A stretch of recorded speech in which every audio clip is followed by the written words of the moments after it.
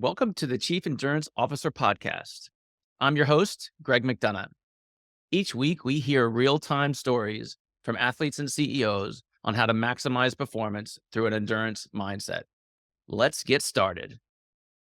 Well, welcome to the Chief Endurance Officer Podcast. I'm your guest. I am your host, Greg McDonough. Today, I'm super excited to introduce a product, a company that has all of us active athletes need for. They take the stink out of our clothes, and I don't know how, and I can't wait to find out. But today we've got the founder and CEO of Nonaste. Please welcome Andy Voggenthaler. Did I get that right or somewhat right, Andy? Hey, you got it right. I'm just excited to be here, excited to talk sports and our products and all of that stuff. So thanks for having me. Yeah, it's my pleasure. So let's dive in, and we love talking about endurance and the endurance mindset. So Andy, tell us how your endurance mindset has impacted your life unexpectedly. Yeah, boy, I have to think about that for a second because it's interesting because when I think about that question, I think about like my childhood was rough, like it was tough. Like my mom and dad got divorced, like lots of people when I was 9. Mom, nurse practitioner, prescribed drugs to herself, alcohol, that whole thing.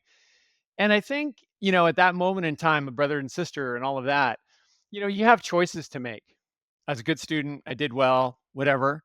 But at 9, at 11, 12 and a half, I figured that, hey, there's a couple paths that I can take in this whole thing. And, I saw my mom, crash through a shower, one day when she came home from work and I had to you know, deal with all of that and get her to rehab and all that. And it was in that moment where I think I really kind of persevered and um, I really had to make some choices on what I wanted to do for me and really put it out there to do it. And in that Mhm. moment in time, I traded a bike for a motorcycle. I was cycling back then, and I traded a bike for a motorcycle, fixed the motorcycle, bought a 1959 Edsel of all things. And people would tell you, and this is like in sports and all of that, you can't do that. You can't do that. And I was like, nobody's going to tell me what I can and can't do. I'm going to be the one to determine that. And by the time I was 16, people were like, you're never going to fix that old car. You're never going to do it.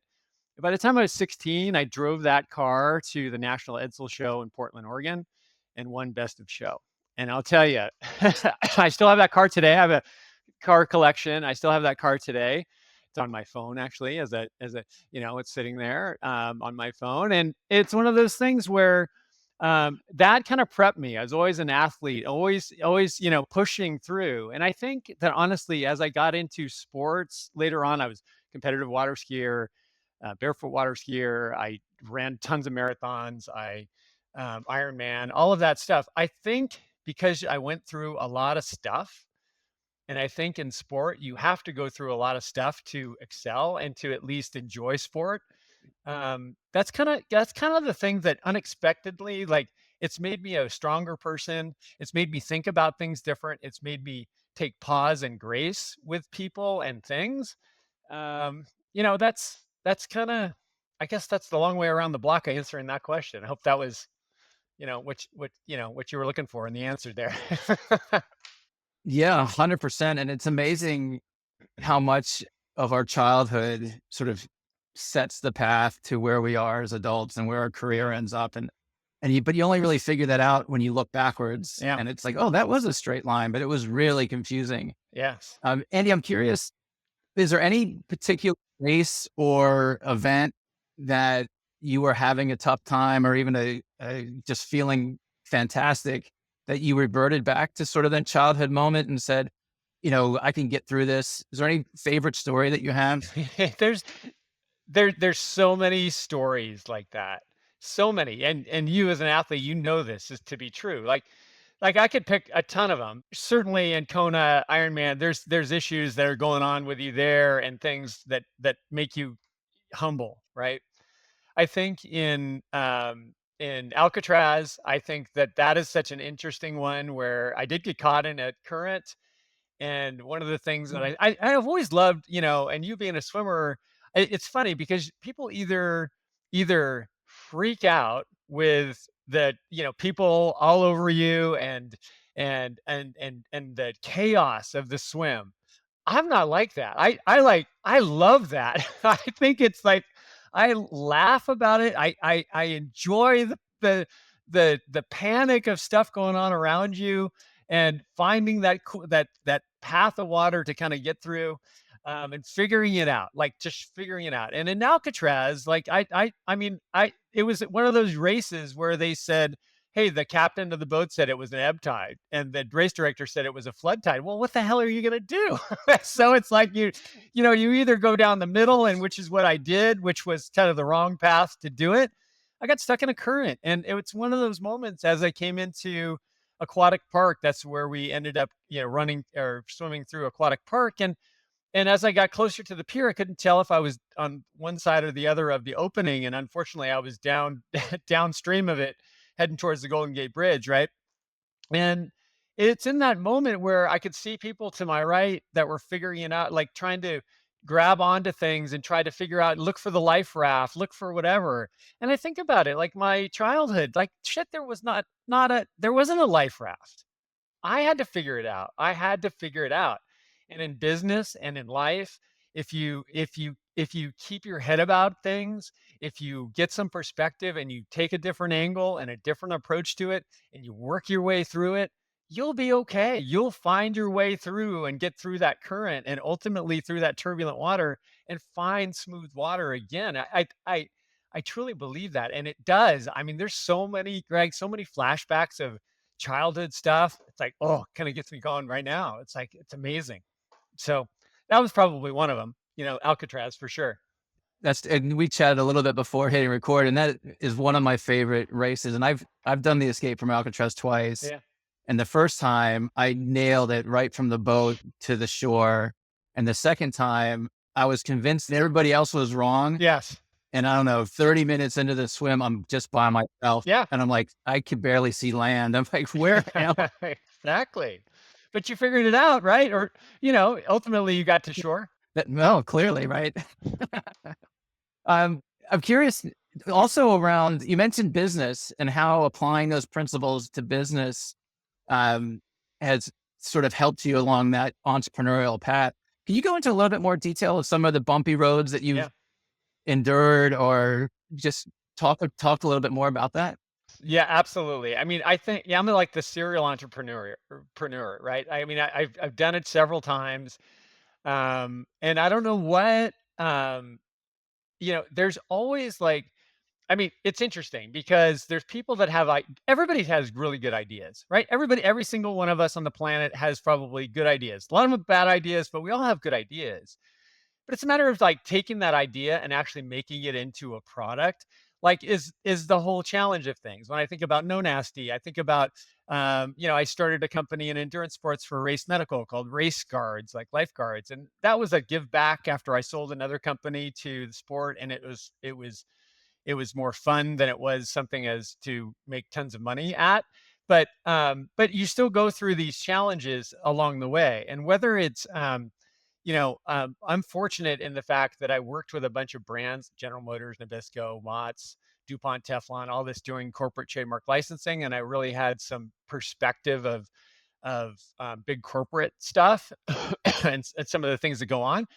But when you bring it back to yourself, to building a product and building a business, there's always the idea moment, and then there's the reality of pushing that business forward. And there's always this turbulent water that comes along the way, and that could come from anything. Like there's so many days when you're thinking like, why am I doing this to myself? Well, it's like you do sports. It's like you're in the middle of it, and it sucks because it's like a million degrees and you're cramping up and whatever.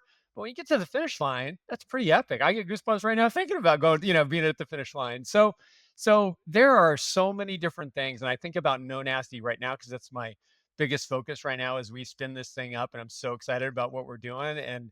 But there's been so many moments. There's so many things to think about. When you think about soap in a bottle, for crying out loud, it seems so simple, but yet there's a whole bunch of complexities along the way that get it to that point. And so there are so many different things that you got to be mindful of. and things that are unexpectedly, and your business is going to change direction and course that you never thought it would. And if you navigate that with a little bit, like I said, with grace, and try to just, know that and make peace with it, it's like hill running.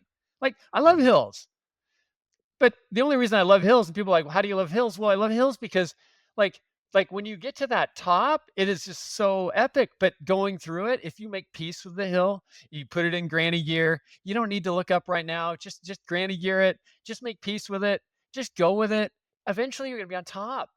And when you're on top, you can look back down, and that's awesome. And so right now, I feel like we've been up and down these hills, and we're Yeah. doing climbing another one, and it ultimately, we're spinning this thing up to do an exit in, the next year or so. So there's so many things. I can't pinpoint one thing that was, put you down to the bottom, because there's days when you think that's as low as you can get, but there's a deeper part for sure. Always. There's always a deeper part, and then there's always the next hill, right? You get Yeah. to the top of the first hill and you're like, "Oh, this is just stage 1, Yes. and I've got 6 stages to go, and Yes. who knows how deep that valley is gonna be and how Yep. steep that climb is gonna be." Yep. So, Andy, take us back to the moment when this idea for this product was created, and take us through Yeah. the whole life cycle so far. Yeah, so this is an interesting one. My co-founder Jurgen Stark, he's a good buddy of mine, and he's a great executive. And he and I were in a yoga class, and this is how this is how things happen, right? Like, we're in a yoga class, 6 a.m. yoga, sculpt, yoga with weights. I don't know if you do that, Greg, or not, but it's a great class. We get in there 6 o'clock in the morning. Some dude comes rolling in a little bit late. The room starts heating up, and there's the stink that was just unbelievable. Like, Jurgen, my co-founder, is up here, and I'm back over here, and I'm just like, "Oh, what the heck, man? This dude!" Like, and Jurgen, German guy, right? So he he said something to him gracefully in the locker room after. Said, "Dude, hey, you are crushing us with your gear. You might need to, do something." And he took it well and all that. And then I said to Jurgen, I said, from being a product development guy, um, I said, with our race guard uniforms, our medical packs and our uniforms, which are like bike jerseys, Greg, and so they get sweaty and stinky. And we had one of our sponsors had a formula that actually removed all this odor. And so I started thinking about it, and I said, we could probably make an interesting business in the yoga community only, thinking about yoga, on this play on Namaste for Nonaste, right? And um, so I decided, which we do in product development. I said, "Hey, why don't I see if I can get this formula kind of figured out? We use this base formula and kind of figure it out, and then we do some testing with the yoga community." And this is the funniest thing, Greg. Yeah, I'd never have guessed this. And we put together a website for testing the yoga community. It was very yoga-esque, right? The website, the bottles look like swell bottles. They looked, it was like seafoam and charcoal and lavender, and very female yoga. And what we found out in this whole thing, this is the cool thing about like research and kind of figuring it out, is that all the yogis, they said, "Yeah, we love this for our expensive Lululemons and Viore and all that stuff. We need a detergent that's going to lift and remove all that gunk out of our stuff so we can keep our expensive clothes looking great and smelling great, more importantly." But we do other stuff. We run, we swim, we got kids that play hockey, and they're super gross, and the lacrosse gloves and the shin guards and all that stuff, odor spray. So then the light bulb went on. Like, it's like, okay, this is interesting. And it's not going to be female specific. It's not going to be it's not going to be just yoga. And it's no nasty, right? Not no nasty. It's no nasty, the way we did it. And our branding and our product packaging and all that, you sweat it out, we get it out. It came out awesome. Like, and our formulas are fantastic. And so where we're going now, like our website right now you're going to see a completely different thing in like 60 days, or less than 60 days. It's like this whole idea of no nasty anything, no nasty everything, because our brand translates to anything nasty and gross. Mm. The core has been, athletic performance wear, odor spray, laundry detergent, car seat protector, keeping you clean when you come back from a sweaty workout. But we have a pet line, pet shampoo, pet odor stain remover, all that stuff from sweat to pets. The stuff is awesome. Like it's just so good. So we're working towards partnerships with Target. We're have some discussions with Walmart, all that stuff. But it's premium brand, amazing ingredients, all made in USA. Good for the environment, all that stuff, and it's super effective. More importantly, like it really does work, and so we're excited to take that next step and spin this thing up and really get some scale to it. I've got when I first connected with you and I started learning more about your product, all I could think about is I've got a drawer full of running shirts Yep. and cycling outfits. And every time I put them on, I'm like, do I smell? Yeah. Like, Yeah. is this really me? Yeah. I've watched this thing 10 times. Yeah. It's so anyway, I'm super excited to hopefully shake that smell. And no one around me will be honest. I like go to my wife and I say, do I smell? And she's like, well, not really. There's your answer. Yeah, I was going to say one thing about that is like we have this thing that we do right now that and I encourage you to do this when you get the product is that we encourage people, and this came off like an Amazon review. This is like the coolest thing. Like we tell anybody, go to your clean drawer, right? You've worn a bunch of stuff, right? You've washed it in whatever detergent. I'm going to ask you that question too, what detergent you're using.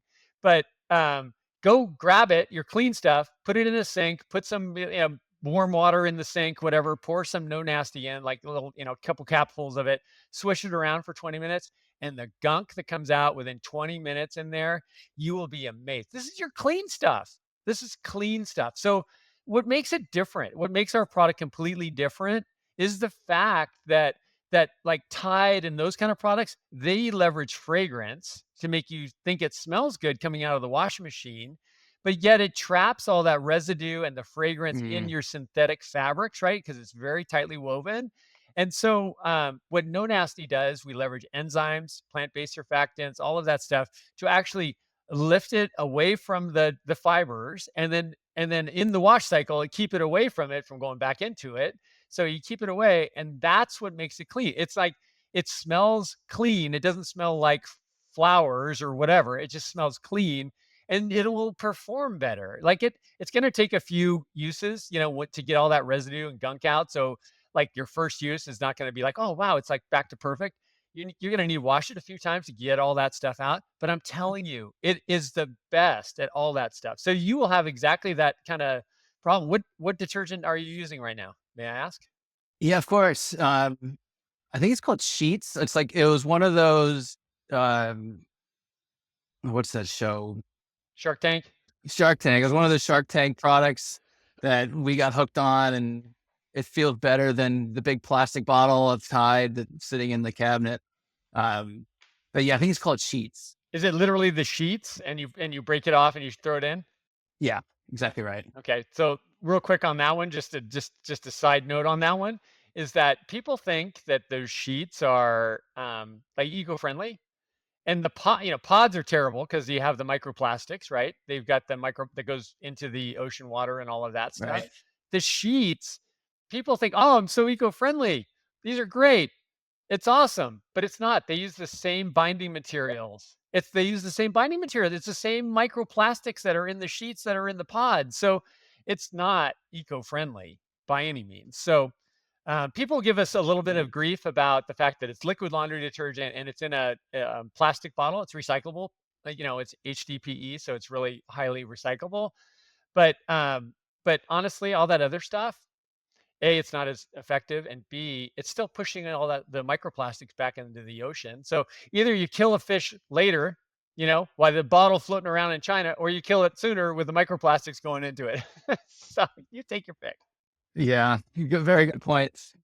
And I want to talk a little bit more on your entrepreneurial journey, especially with No Nasty. Like, when did it stop? When did it change from being a product, like some great idea that you created a product, into a brand? Because you were just talking about the No Nasty pet supplies and this, and it sounds like you're really launching a brand now versus just a product. Talk to us about that journey. Mhm. Yeah, it's so interesting, Greg, because what I find interesting, we look at our competition all the time, and I love competition as you do as an athlete too. Mainly I'm getting my ass kicked, but but when I look at our competition, and a lot of them, there's Hex, which is a great company. They do well. Win, Nathan, the Laundress to some extent. When I look at our competition, they don't have what we have, and our formulas. I will put them up against anybody. We use them all as benchmarks. So we wanted to be better and more efficient, effective, faster than everybody else. All that stuff, of course, and always continuously trying to improve. But what's so interesting when I thought about No Nasty, when we really had that aha moment that, hey, this is bigger than just a laundry detergent for yogis. This is something that we all deal with as active people. And as active people, we tend to have, we tend to take care of our stuff, like whether it's our kitchen, whether it's our pets, whether it's our apparel, our bike, our cars, whatever, and everything gets gross. Like you're always going to get gross with stuff and nasty, as we say, Mm, right? Yeah. So it was really an easy transition. We knew we had to start somewhere and focus on something that solved the problem better than the next brand, right? And so that was an easy thing for us to kind of go. And I knew of a base formula that worked. And so when we did the formulations, we kept working it. And the other thing I will say about business is, and it's like your running group, your friends that you do sports with and all that stuff. You want to leverage your family and your sports people, your family, your circle as much as you can to try this stuff and say, "Hey, does this make sense? Does this stuff work? Do you like it? What do you hate about it? What do you love about it?" And then they're going to lead you to the answer of what it should be ultimately, and that's super mm, cool in its own right. I think that with No Nasty, it's such an easy transition when you look at like hand sanitizer. It's like it cleans nasty hands. Well, you don't have to, you can have fun with it. We get gross things and do gross things, but we want to do it a little bit better, a little more interesting than the next guy. I look at our pet supply stuff. It fits. Dogs get gross and nasty. If you're out on a hike with your dog or on a trail run with your dog, they're going to get gross, and you want to, make sure that you put good quality products on them. So for me, No Nasty was a very easy transition, and our brand, what makes it super cool is that everything is a different color. Everything is right there, so people look at it, they can see it immediately. It matches the brand family, and it's not a stretch. Whereas some brands, it would be a huge stretch to go into pet products, right? It would be a huge stretch to go into household cleaners. But with No Nasty, mm. everything gets nasty, right? Absolutely. Um, so who would be a good brand partner for you? Oh, yes, I've got really good. I think that there's several that when you're talking about acquisition, there's companies like the Unilevers, Spectrum Brands. I would love to. There's holes in these brands. Maybe Procter and Gamble to some extent. Henkel um, would be an interesting one as well. I mean, so those are things that I do look at, and those are the things I do have conversations with now. We've had some interest with a couple of them already that can see that we've got something special, and we're starting to gain some momentum. Um, and it's one of those things where I look at like the Laundress, for example. I don't know if you know that brand, Greg, or not. No. So the Laundress, they started, these two women started a company called the Laundress, and they did a really good thing. They natural ingredients. They had a bottle that looked very Crate and Barrel. It's clear bottles with black and white labeling on it. It looked different than just cleaning supplies, right? It looked completely different. And they had some locations in New York. It was called the Laundress of New York, and they specialized in a bunch of these things. And so they started spinning it up. They put their own money into it. These two women actually were amazing entrepreneurs. And by the time they got like 15, 16 million in sales, they're like, Unilever's like, dang, these guys are kicking our butt. This is a great brand. And they bought them for 100 million, right? So I look at No Nasty. I think we can do that, if not more. I mean, it's one of those things where I think we're in the right spot. I think we have the right brand name. I think we can have fun with it, and it's super quality product. And the other thing is, it's like, people are reading labels. Like if you want to put it going Whole Foods, I want them to be able to look at our labels and go, "Hey, this has got good stuff." Or go on our website. Our new website will have all the ingredients, all the stuff. So there's full transparency. And put it all that Native is another great brand that was an online brand. I don't know if you're familiar with Native, but those guys did an amazing thing, right? Straight in front of you, simple ingredients, simple label, done. Website, Procter and Gamble took them for 100 million too. So that's kind of those are the ones that I look at and go, if we can combine all this stuff with our um, pet products, household cleaners, which we have tons of formulas for all that, and then of course, our performance laundry. I think we're ripe for a really nice acquisition at some point down the road. Brilliant. And I'm going to switch gears on you slightly. You mentioned race guards. Can you talk to us a little bit about that and what, I was on the website earlier this week. Fantastic idea. Right. I just got off of Ironman Copenhagen, and Yeah. there are at least 2 or 3 people laying on the ground during the bike course that either bonked on the nutrition or didn't train properly. But it takes forever for the paramedic to show up on the motorcycle, and Yep. there's only a handful. So talk to us a little bit about race guards and what that does.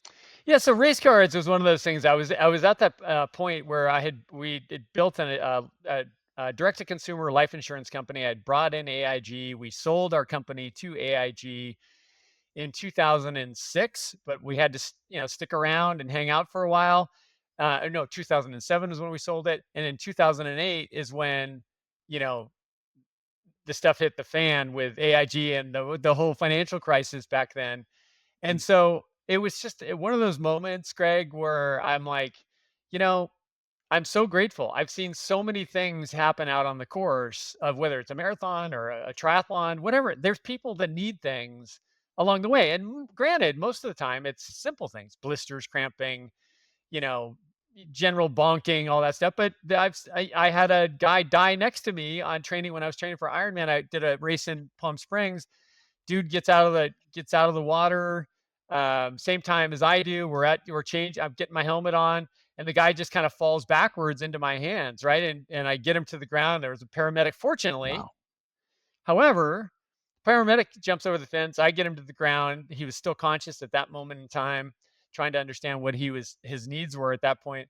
Paramedic comes over, and within a few seconds, he was doing CPR, AED. His wife, I'll never forget this. His wife and his daughter were standing right there across from all of that, and he died. Oh.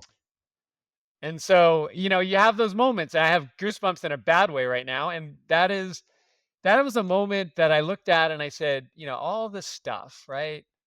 What does it matter? His family's standing right there. You know, it's tough. And so I said, what can I do? Fortunate we sold our company and did all that.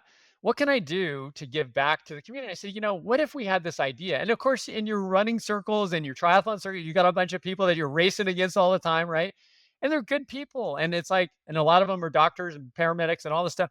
And I said, hey, what about this idea of having in-race medical professionals that are also endurance athletes, and you run with medical packs, jerseys, race guards, and we run, at different paces throughout the race, keeping an eye out for people that need things along the way. So we tested it at a 5K that I actually helped start years ago, and I'll never forget this moment, Greg. It was the very first race that we did, and of course, things. I mean, now we have technology, we have amazing app, and we got AEDs, and we got these great medical packs, and all these things. But there was a moment where somebody fell. Like I was talking to my college buddy, right? Hey, Brad, and we're running together. I'm like, dude, I don't know if this is a good idea, bad idea. I don't know if this makes any sense. And he's like, no, dude, this is cool. Like, whatever. And about 30 seconds later, boom, some guy falls down, right? And there's like 3 race guards around trying to get this guy. And we, got him to the finish line and all of that. But the amazing thing about that moment, and this is when like it's like the light bulb, and you're like, I'm off. I'm gonna do this. Like I'm gonna see what happens. I get back to our tent at the finish line there. We had like 40 race guards there. These are all friends. Keep in mind, some of them are medical professionals. Some of them, at a minimum, are AED certified, CPR, first aid, all of that, right? But I get back, and this is the coolest part. Like I look back, and these are all buddies you raced against, right? And you're normally beating up against each other. Everybody had a huge smile on their face. Like they were so stoked to like do something different, like to give back. And I'm like, you know what? Let's do this. Let's figure this out. And so at that moment in time, AIG was still going through all of their craziness. And I said, "Hey, AIG, how about sponsoring race cards? How about doing this for us? I've done a lot for you guys. What about, doing something for us?" And they said, "Absolutely. This is a great idea. We want to reward you for that. And we'll sponsor you for your first uniforms and all that stuff." And the ironic thing about it, AIG was still a four-letter word at the time. So they used one of their sister companies, Sun America. So our first jersey says Sun America on it. And honestly, it was that moment that really that took off. Like we said, we could scale this thing. One year, like, and 3M was a huge partner of ours for many, many years.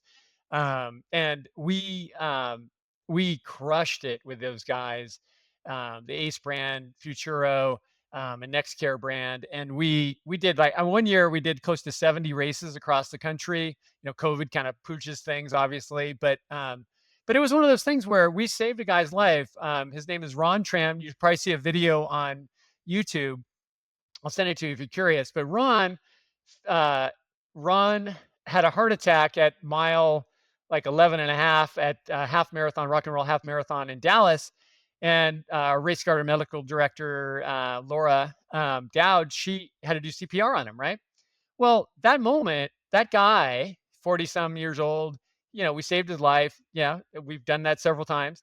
I've had to do it myself, CPR on somebody, and he lived too. But that moment, that guy, that family, he's family to us now, and he has done 14 or 15 Ironmans since then, and he's going to Kona this year for his 15th Ironman, and it's like Wow. his family is amazing. This individual, like he was the kingpin or is the kingpin. If they didn't have him, if we weren't there, if race cards weren't on the course to save him, the whole thing would be different. And to this day, I mean, he's a race card now too. It's just the funny thing about it is he's so grateful, as you can imagine.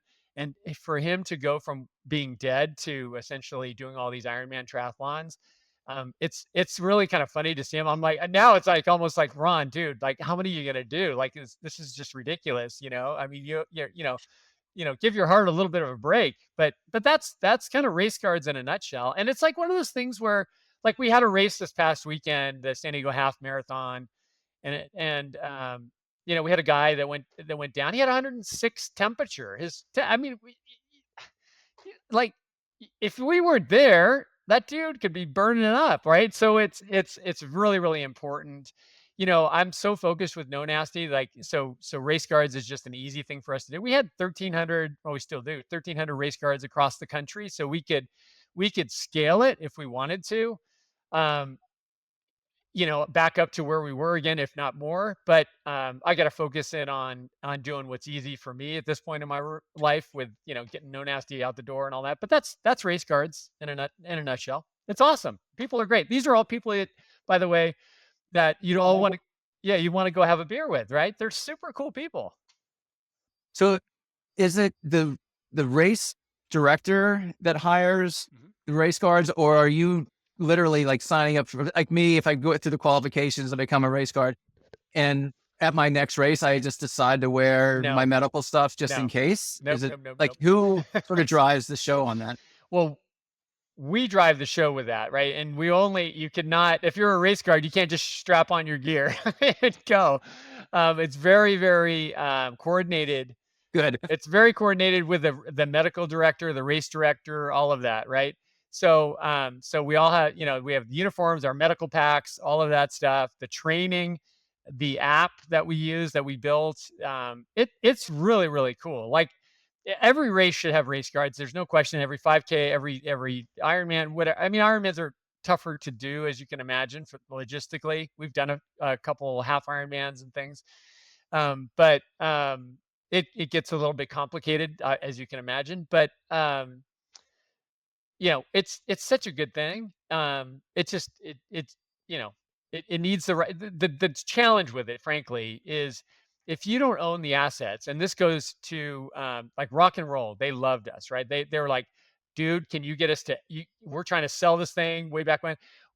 we need you guys at every race. If you get a sponsor, you know, we'll hook you up and, help you out. And so when the whole thing was going on with AIG, the president of the life division went to Allstate, and so I went to Matt. His name was Matt Winter. I went to Matt and said, "Hey, race guards, we could be at all these rock and roll things."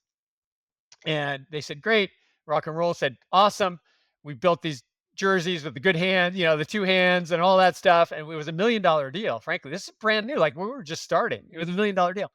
And so I go back to, we're getting ready with rock and roll. And then one of the sponsorship guys at rock and roll says, "Wait a minute, you guys can't have Allstate. I've got Transamerica. Like, they're our sponsor." So we got into this huge thing where we don't, as race cards, own the asset. So where do you think that, those guys took the cash versus us with the whole Allstate deal? So we had to pivot, and 3M fortunately, came into our lives. But that's the problem. You don't own the assets. So a big race company, or a registration company, or even USA Track and Field or somebody like that, should own race cards, and not a private entity like us. Eddie, I got one last question. One of the principles of an endurance mindset, in my opinion, is resilience through challenges. Yep. Can you speak to that? Does that something resonate with you when I say that principle? It does. I think every athlete is dealing with that, right? I deal with it like right now. I mentioned torn rotator cuff and all of that, and I've dealt with I have an artery, my left iliac artery in my hip, occluded, and that's a big deal. That's from cycling and from triathlon, and all the body position and all that stuff. And so, from a health perspective, even though we're supposed to be like super, super healthy because we're athletes, man, stuff comes up. Stress comes up, calcified arteries and things like that. Get a calcium score test, by the way, if you haven't yet, just to be sure. But those kind of things, you have to really figure out a way to balance these challenges that you deal with. And whether it's I mean, I never really thought about my health because I always was healthy, right? But these are things that you got to think about, and how when you deal with things in your life, again, the turbulent water that I mentioned is like, when you come along that stuff, like, you got to figure out the best way to manage through that without taking on the face of the wave, right? Like, I think, that because of all these things that we've gone through, we're able to kind of make a little bit more peace with it as we go through it. But man, I tell you, you've got to just keep going and know and know that there's a finish line down around the corner there somewhere. Just keep pushing. You'll get there. Like, that's for me, in life, business, sport, get to the finish line. Don't DNF, right? That's exactly right. And back to the one foot in front of the other, just get to that next milestone, that small step, that small goal. And it really plays into goal setting theory and, how do you conquer the mountain? Well, just one step at a time, Yeah. back to our climbing analogy. Andy, an audience member wants to get in touch with you. What's the best way for an audience member to get in touch with you? Well, I mean, easy thing to do. I mean, of course, you can find me on LinkedIn, all of that, right? Or Andy V, as in Victor, at nonaste.com, and that's Nonaste.com, is an easy way to do it. I welcome anybody that's going through stuff, anybody that's got crazy ideas like we all do. I'm always available to talk through it, and make a difference in people's lives. You gotta, hey, that's what it's about, right? 100%. And we'll include those links. I'd love the copy of that video that you mentioned, so we Yeah. can put that in the show notes, show links as well. Man, I could talk to you about Nonaste, race guard, endurance racing, life, for all these things for hours. But thank you for your time today. Thank you for your insights. Thank you for giving back, right? I think a lot of us tend not to. And I think your example of creating race guard and seeing that opportunity and having that gentleman in your arms, like my palms are still sweating thinking about it. Yeah. So for all of us in that community and all of us out there racing, thank you for doing what you do. My wife's also going to appreciate the new smell that she's going to admire from my athletic clothes in a few weeks. Audience members, if you got some value out of this show, please subscribe. Please share this with your community. Let's help Andy and his company, Nonaste, get to where it needs to be noticed so that they can have the successful journey they're looking to have. Again, Andy, it's been fantastic having you on our show. Thank you for your time. Thanks, Greg, so much. Excited to chat with you further, probably offline at some point, and charge on. Let's do some good stuff together.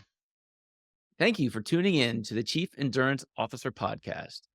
To hear more inspiring stories and strategies around the endurance mindset, be sure to subscribe below or visit us at chiefenduranceofficer.com. Until next time, keep pushing those limits.